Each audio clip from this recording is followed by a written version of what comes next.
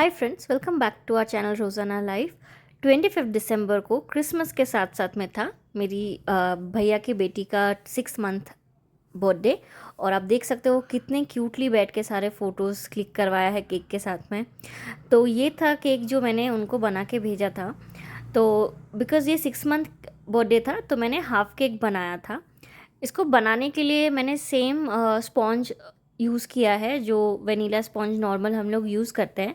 But cake का जो flavour था वो था पाइनएप्पल। इसी वजह से आप देख सकते हो कि केक का जो कलर भी दिया है मैंने वो थोड़ा ग्रीन और येलो पे दिया है जो पाइनएप्पल का होता है।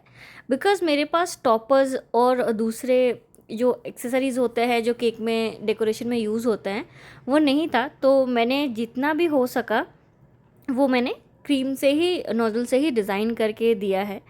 मैंने पहले ड्राई इंग्रेडिएंट्स को मिला लिया था, मैदा, बेकिंग सोडा, बेकिंग पाउडर और साथ में वेट इंग्रेडिएंट्स को अलग से मिक्स कर लिया था दूध, ऑयल और शुगर के साथ में। और फिर दोनों मिक्सचर्स को एक साथ में कट एंड फोल्ड टेक्निक के साथ में मिक्स करके एक स्मूथ बैटर प्रिपेयर कर लिया।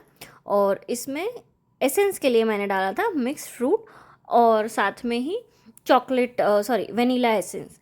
तो मैंने उस दिन बनाया था आसपास 3 केक एक साथ में, तो इसलिए मैंने ज़्यादा बैटर यूज़ किया था एक साथ में ही। और सारे का जो स्पॉन्ज था वो सेम था, वेनिला और मिक्स फ्रूट केक का मिला हुआ। और क्योंकि मुझे क्रिसमस के लिए भी एक केक बनाना था, एक खुद के घर के लिए क्रिसमस केक बनाना था, एक भैया की बेटी के लिए 6 मंथ का केक बनाना था, तो मैंने सारे ही बैटर एक साथ मिलाए हैं। इसलिए मैंने इसमें क्वांटिटी आपको नहीं बताया, अदरवाइज़ वो क्वांटिटी गलत हो जाएगा। ये मैंने ले लिया था केक टिन जिसमें कि मैं पूरा ये केक बनाने वाली थी। ये एक्चुअली हाफ पाउंड का केक टिन है। मुझे बहुत टाइम से वेट था कि उसका कब 6 मंथ आएगा और मैं उसके लिए केक बना के भेजूँगी। उसका अगर आप लोग देखोगे तो उसका 6 डे का जो हमारा एक सेलिब्रेशन होता है, 6 दिन का जब बच्चे होते हैं उसके बाद, उसका भी मैंने व्लॉग दिया था। तो कैसे कैसे दिन जल्दी जल्दी बीत गया पता ही नहीं चला। बहुत जल्दी उसका 6 मंथ भी हो गया। तो मैं तो बहुत एक्साइटेड थी ये केक बनाते टाइम, बिकॉज़ साथ में मैं और भी 2 केक बनाने वाली थी जो कि बिल्कुल न्यू थे मेरे लिए। मैंने उसका भी वीडियो डाला है, क्रिसमस का जो मैंने सैंटा वाला केक बनाया है, आप वो भी हमारे चैनल पर जाके देख सकते हो। तो मैंने दोनों ही केक टिन को डाल दिया है। एक बेंटो था जो मेरा सैंटा वाला था और एक जो इसके लिए बनाया था बर्थडे केक वो था हाफ पाउंड का। तो दोनों मैंने डाल दिया था बेक होने के लिए ऑलमोस्ट 40 मिनट्स के लिए 170 डिग्री पे। क्योंकि 2 केक एक साथ बेक कर रही हूँ तो टेम्परेचर फ्लक्चुएट ना हो कहीं ज़्यादा कम, इस वजह से। केक बेक हो गया था। मैंने रूम टेम्परेचर पे रात भर इसको ठंडा होने के लिए रखा था और उसके बाद मैंने क्लिंग रैप करके इसको फ्रिज में रखा था। तो अभी केक काफ़ी अच्छे से सेटल्ड हो चुका है, उसका जो मॉइस्चर है और फ्लेवर्स है बहुत अच्छे से उसके अंदर घुल गए हैं। तो अब मैं इसका करूँगी क्रम कोटिंग करने के लिए मैं पहले इसको 2 लेयर में ही काट एक्चुअली पहले मैंने सोचा था कि मैं 2 लेयर पे काटूँगी, बट फिर जब मैंने देखा कि केक हाइट में बहुत ज़्यादा है तो फिर मैंने सोचा कि वो स्पॉन्ज बहुत मोटा लगेगा, तो इसलिए मैंने 3 लेयर में काटा। पहले मैंने जो ऊपर का जो सॉफ्ट पोर्शन था उसको स्क्रैप करके हटाया, उसके बाद मैंने हाफ इसको डिवाइड करके मैंने बीच से काट लिया, साथ में 3 लेयर्स दिए। तो टोटल मेरे 6 लेयर जाने वाले थे केक में। मैंने इतने लेयरिंग का तो बनाया नहीं था, तो मुझे लग रहा था कहीं लेयर्स जो है वो इधर उधर ना हो जाए, बिगड़ ना जाए केक क्रम कोटिंग करते टाइम। तो मैं पहले व्हिप्ड क्रीम को व्हिप कर लेती हूँ ताकि इसका क्रम कोटिंग कर सकूँ। तो मैंने यहाँ पे लिया था, ये सिर्फ मैं इस केक का बता रही हूँ, दूसरे केक के लिए मैंने अलग से लिया था। तो यहाँ पे मैंने लिया था 150 ml ऑफ व्हिप्ड क्रीम, जिसको मैं पहले कुछ मिनट के लिए लो टेम्परेचर पे बीट करके फिर उसके बाद हाई टेम्परेचर के लिए 5 मिनट के लिए बीट कर लूँगी। तो मेरा व्हिप्ड क्रीम रेडी हो चुका था। अब मैं इस पे कर रही हूँ शुगर सिरप और पाइनएप्पल पल्प का से सोक कर रही हूँ मैं इसको। और ये मैं हर एक लेयर पे करूँगी जितने भी लेयर्स हैं, इस वजह से ही मैंने इसको 3 लेयर में काटा, बिकॉज़ वो बहुत ज़्यादा फिर मोटा हो जाता, उसके बाद फिर केक थोड़ा हार्ड लगता।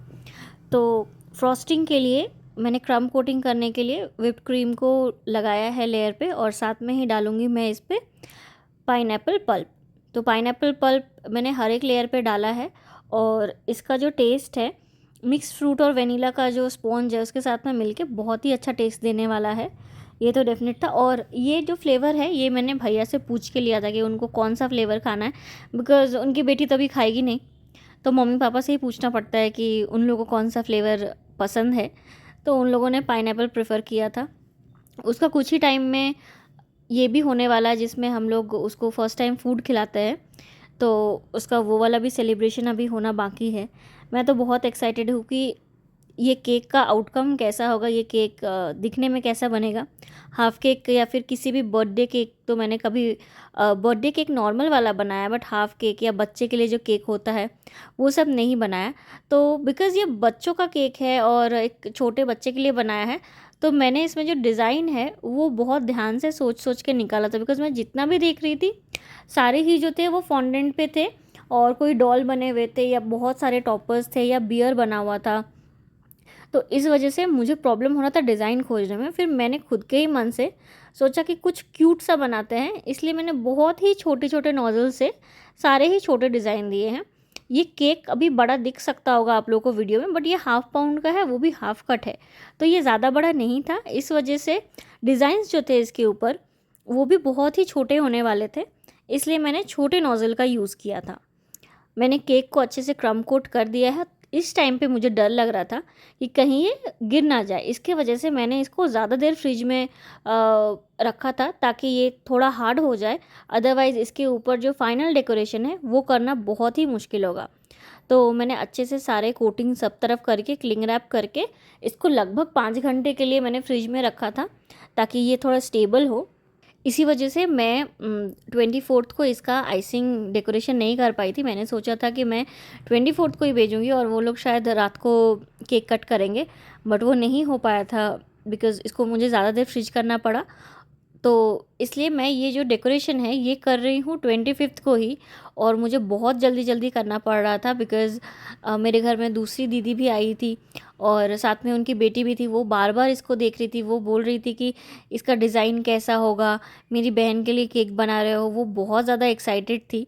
उसके साथ में ही मुझे ये पूरा आइसिंग करना पड़ा, तो इस वजह से मैं थोड़ा टेंस थी कि ये कैसा निकल के आएगा। तो ये बाद में हिल रहा था केक एक्चुअली, तो मैंने इसको स्क्यूअर से सेट किया था ताकि जो केक है वो बहुत स्टेबल रहे, बिकॉज़ ये जो केक है वो बहुत दूर डिलीवर होगा, मेरे घर के पास में नहीं है। तो मुझे इस चीज़ का रिस्क था कि वो कैसे लेके जाएंगे डिलीवरी करने के लिए। तो मैंने इसको स्क्रूअर से तो सेट किया था, बट स्टिल इतना दूर मैंने कभी डिलीवर नहीं करवाया है, तो इस वजह से मुझे थोड़ा एक टेंशन था कि केक कहीं रास्ते में ख़राब ना हो जाए। तो मैं यही सब सोचते सोचते ये केक का फाइनल डेकोरेशन कर रही थी। केक को मैंने स्मूथ कर लिया था और एक बहुत ही छोटे नोज़ल से मैंने छोटे छोटे swirls बनाए थे। पहले मैंने जो स्पेसिंग कवर करके वो डिज़ाइन बनाया, उसके बाद मैं सोच रही थी कि इसको मैं क्या कलर दूँ। तो मुझे फिर याद आया कि बिकॉज़ ये पाइनएप्पल केक है, तो थोड़ा ग्रीन और येलो का जो पाइनएप्पल के फ्रूट में जो टेक्सचर रहता है उस कलर का मैं बनाऊँ। तो इस वजह से मैंने ये पूरा जो डिज़ाइन है नीचे का ऊपर का, ये कंप्लीट करने के बाद ग्रीन कलर का यूज़ किया। ये केक एक्चुअली मेरे लिए एक चैलेंज के जैसा ही था, बिकॉज़ जो भी फर्स्ट आप खुद के लिए नहीं बना के किसी और के लिए भेजते हो, तो वो आपको लगता है कि कैसा ये बनेगा, कैसा ये निकलेगा। तो वही सेम चीज़ मेरे मन में भी हो रहा था, बिकॉज़ मैं ये खुद के घर के लिए नहीं बना रही थी। है तो वो मेरे भैया ही, लेकिन स्टिल वो एक होता है ना फ़ील कि आप बच्चे के लिए बना रहे हो, वो अच्छा भी लगना चाहिए। उनके घर में भी कुछ लोग आए थे, तो इस वजह से मैं बहुत ज़्यादा डर डर के ये वाला केक कंप्लीट कर रही थी। साथ में होपफुल तो थी कि ये अच्छा निकलेगा। तो मेरा नीचे का डिज़ाइन हो चुका है। अब मैं ऊपर के लिए ये वाला नोज़ल यूज़ कर रही हूँ, जिससे कि मैं छोटे छोटे जो फ्लावर्स टाइप के डिज़ाइन हो रहे हैं वो मैं दे रही हूँ। इसके बाद मैंने सोचा जबकि ग्रीन कलर यूज़ करना है, तो ग्रीन कलर का फिर मैंने swirls दिया। उसके बाद भी केक जो है वो थोड़ा मुझे इनकम्प्लीट लग रहा था। मुझे लग रहा था कि कुछ तो पेंडिंग है, कुछ तो पेंडिंग है, खाली लग रहा है। जिससे मैंने ग्रीन कलर का swirls देने के बाद फिर मैंने इस पे जो ड्रिपिंग किया ग्रीन कलर का, वो मैंने एक्चुअली चॉकलेट से नहीं किया, बिकॉज़ मेरे पास वाइट चॉकलेट अवेलेबल नहीं था जिस पे कि मैं ग्रीन कलर डाल के उसको ड्रिपिंग कराऊँ। तो मैंने व्हिप्ड क्रीम को ही थोड़ा फ्रेश क्रीम में मिला के पतला कर लिया। ये मैं बता रही हूँ ताकि अगर आप लोगों के पास कभी वाइट चॉकलेट अवेलेबल ना हो और आपको ड्रिपिंग करना है तो आप जो आपका व्हिप्ड क्रीम है उसको ही आप थोड़ा सा फ्रेश क्रीम के साथ मिला के या दूध के साथ मिला के पतला कर सकते हो और फिर आप उसको कोन से यूज़ कर सकते हो। और साथ ही में मैंने बैक तरफ ये वाला छोटे छोटे फ्लावर्स बना दिए ग्रीन से, और साथ में ड्रिपिंग के साथ में ये पूरा केक को मैंने कंप्लीट किया। आप लोग देख के बताना कि ये केक आप लोगों को देखने में कैसा लगा, कमेंट करके ज़रूर बताना। और साथ ही मैंने पहली बार जो ये लिखा है केक पे, केक बोर्ड पे, वो भी मैंने पहली बार लिखा है और ये जस्ट एक बार में मैंने किया और वो हो गया। इस वजह से इसका वीडियो भी नहीं आया, बिकॉज़ मैं सोच रही थी कि ये सही से निकलेगा भी या नहीं। तो नेक्स्ट टाइम मैं ज़रूर दिखाऊंगी कि ये मैंने कैसे लिखा।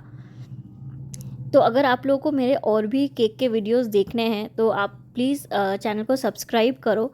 हमने दूसरे भी केक के वीडियोस का प्लेलिस्ट बना के रखा है, रेसिपीज़ का वीडियो बना के प्लेलिस्ट बना के रखा है, तो आप वहाँ से जाके देख सकते हो। आप देख सकते हो कि ये कितनी प्यारी लग रही है केक के पास बैठ के। Thank you so much for watching and do like, share, comment and subscribe to our channel. Thank you so much.